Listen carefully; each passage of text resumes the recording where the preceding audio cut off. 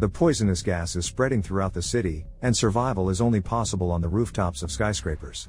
At the beginning of the movie, we meet a 30-year-old loser named Yong Nam, who in his college years was a promising rock climber and winner of various tournaments, but later failed to find a job and is now forced to live with his parents. He spends his free time training in the park, but all the locals consider him a weirdo. Even his little nephew Jiho doesn't take him seriously. After receiving yet another rejection for a job application, he meets his former coach at a bar, where they discuss their failures. Suddenly, all the patrons receive notifications of an earthquake, and Yong Nam is relieved that it's far from their town. In the evening, Lee Yong Nam washes dishes while his mom Hyun Ok and dad Jang Soo fight over the TV remote. Soon, their older sister Jung Hyun visits. She's annoyed by her unemployed brother, whom she's embarrassed about in front of their friends, and she urges him to tidy up before their mother's upcoming 70th birthday celebration. After kicking his perpetually dissatisfied sister out of his room, Yong Nam suddenly notices his old gear and reminisces about his time at the mountaineering club, where there was also a girl named Yui Yo, whom he was in love with. Soon the whole family gathers at the Cloud Garden Hotel to celebrate Hyun Ok's anniversary.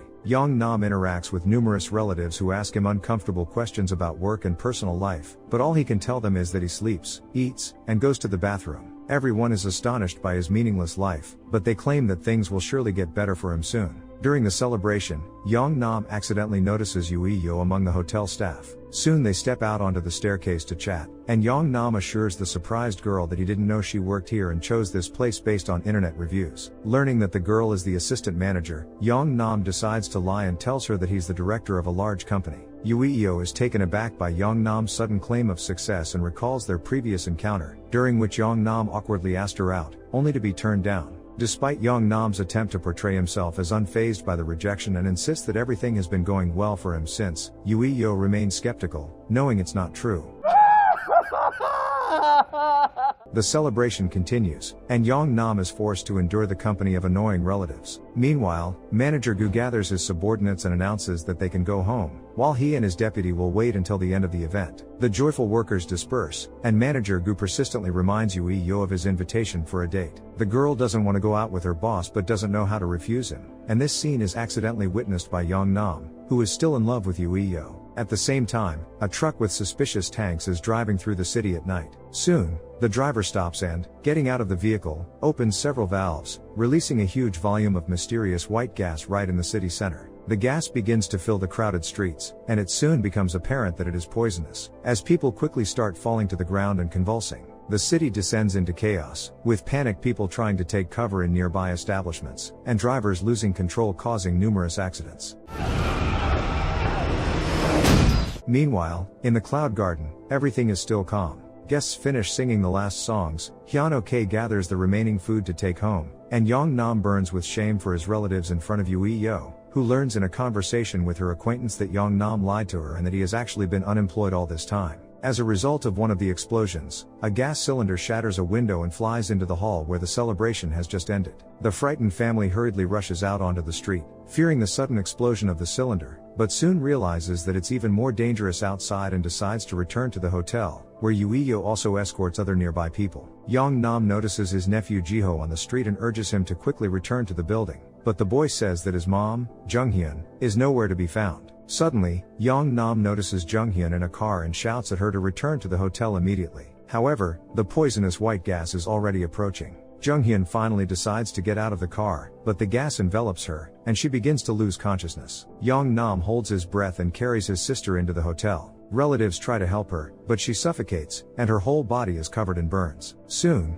Yong Nam and Yui Yo peek out the window and realize with horror that the smoke is rising rapidly, and Yong Nam urges everyone to get to the roof as soon as possible. At first, all the relatives are skeptical of the idea from the unsuccessful climber, but soon they all receive notifications with similar advice, and they quickly head upstairs. However, upon reaching the top floor, they find out that the door to the roof is locked, and the key is on the first floor, which is already filled with poisonous gas. Yui Yo suggests searching for a spare key in nearby rooms. In one of them, they see a news program on the television, reporting that the white gas is extremely toxic and capable of causing skin and eye burns, as well as lung damage, but the composition of this gas remains unknown. Reports indicate that new gas masks are strategically stored in areas of mass gathering, offering approximately 15 minutes of protection from the gas. Individuals are urged to shield their skin with clothing, wear masks, and seek refuge in safe zones. Meanwhile, rescuers persist in providing aid to the injured, while authorities coordinate evacuations via helicopters stationed atop high-rise buildings. However, the limited number of helicopters means they will prioritize rescuing those they spot first. While everyone is in panic searching for masks and the key to the roof door, Yong Nam, upon learning that the door to the roof can be opened from the other side, devises a plan. Remembering his skills as a climber, Yong Nam decides to break the window and asks Yo to find some rope for a safety harness. Yong Nam's relatives try to stop him from taking such a dangerous step, but the determined man, wrapped in the rope, rushes out of the window and grabs onto the neighboring building. Realizing that Yong Nam is not going to stop, Yo grabs chalk and a carabiner left over from their previous climbing hobby and throws them to him for a more convenient ascent. Yong Nam starts jumping from roof to roof, getting closer to his goal, while all his relatives and acquaintances watch in horror, thanks to the live broadcast being conducted by one of his cousins. Soon, Yong Nam finds himself very close to the roof, but realizes that he can't reach the next ledge because the rope is too short. Gathering his courage, Yong Nam decides to unhook the rope, knowing that any wrong move could cost him his life. Finally, he's left grabbing onto the lion's head, but suddenly the fang he's holding onto can't bear his weight and... Fortunately, Yong Nam manages to pull himself up and successfully climbs onto the roof of the cloud garden. After catching his breath, he opens the door and lets everyone onto the terrace. As a helicopter flies overhead, people below attempt to attract its attention, but the pilots remain oblivious to their presence. It's then that Yo proposes a solution, using the light from their phones to signal SOS in hopes of catching the attention of the rescuers above. Meanwhile, the police successfully identify the culprit behind the release of the poisonous gas. Shockingly, it is revealed to be the co-founder and former head of the research department at a biotechnology company. Following his termination from the company and subsequent losses in numerous lawsuits, he had become embittered and vengeful. His threats against the company's management escalated, leading to the development of a sinister plan for revenge. For several minutes, the family continuously sends an SOS signal, but the power of their phone flashlights turns out to be insufficient to be noticed. Yong Nam's cousins bring a loudspeaker to the roof and ask for help through it, but even that doesn't help. Soon, Yo comes up with a new idea. She runs to the distribution panel and starts sending a signal using massive advertising billboards. This plan works, and the helicopter halts directly above them, lowering a rescue cage. The rescuers evacuate all the family members, but when it's Yong Nam and Yo's turn, a signal indicates that the weight limit has been exceeded. Yong Nam persuades the rescuers to take at least Yo, but they insist that the rope won't withstand the additional load. As a result, the young couple is forced to stay on the roof and wait for the arrival of the next helicopter, while the smoke continues to rise. Realizing that they won't receive help, Yong Nam and Yo gather all the necessary equipment, grab protective masks, and in makeshift polyethylene suits, they leave the building. For a while, they run through the smoke-filled streets in search of shelter and soon find a safe place, which turns out to be a huge sports hall. After resting for a bit from their difficult journey, Yong Nam and Yo start throwing dumbbells with ropes attached to them onto the neighboring building. After confirming the stability of the setup, Yo decides to go first since she is lighter. However, despite this, one of the dumbbells fails to hold, and the girl nearly slips. Fortunately, the girl successfully crosses to the other side. Now it's Yong Nam's turn, but suddenly the poisonous gas starts coming out of the ventilation system, filling the roof and threatening to ruin all their plans. Yong Nam asks Yo to hide, while he quickly returns back and, wearing a protective suit and carrying an additional weight, miraculously makes his way back onto the roof. Meanwhile, the rescued people continue to receive assistance at special centers in safe zones of the city. The news reports that the gas can be easily neutralized with ordinary water. However, considering the vast affected area, it will take an indefinite amount of time to eliminate the gas. Yong Nam's father, Jang-soo, deeply concerned about his son's safety, is determined to return to the contaminated area to find him. So, he and a few companions decide to walk to the hotel. Soon, they come across men launching drones into the disaster area, and Jang-soo offers them money to send a drone to the hotel to check on his son's well-being. Yong Nam and Yo find themselves on the roof of another building. Seeing many human figures and mannequins around, the girl decides to line them up at the edge, creating the illusion of a crowd, as rescuers are more likely to save 20 people than just 2.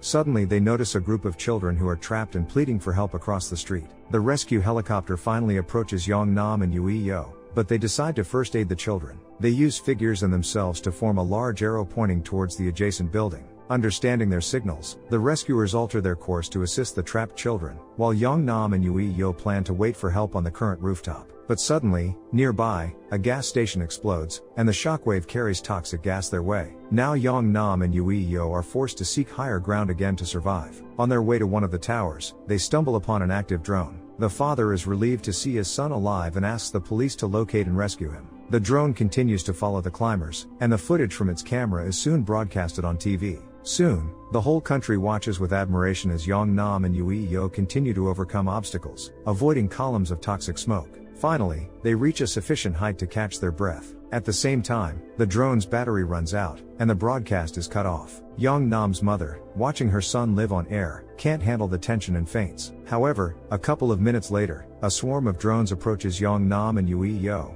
who understand the hopelessness of their situation and are already saying their goodbyes to life. Yong Nam gets an idea. He signals one of the drones, attaches a rope with a loop to it, and sends it to the adjacent building to hook the loop onto a pipe. Stretching the rope between the buildings, Yong Nam and Yui Yo tie themselves together and prepare to quickly traverse to the other side. However, they suddenly find themselves suspended at a tremendous height between the buildings. At that moment, the loop attached by the drone to the pipe starts slipping. In this critical moment, Yui Yo makes a sudden decision to cut the rope and move to the other building holding onto one end of it.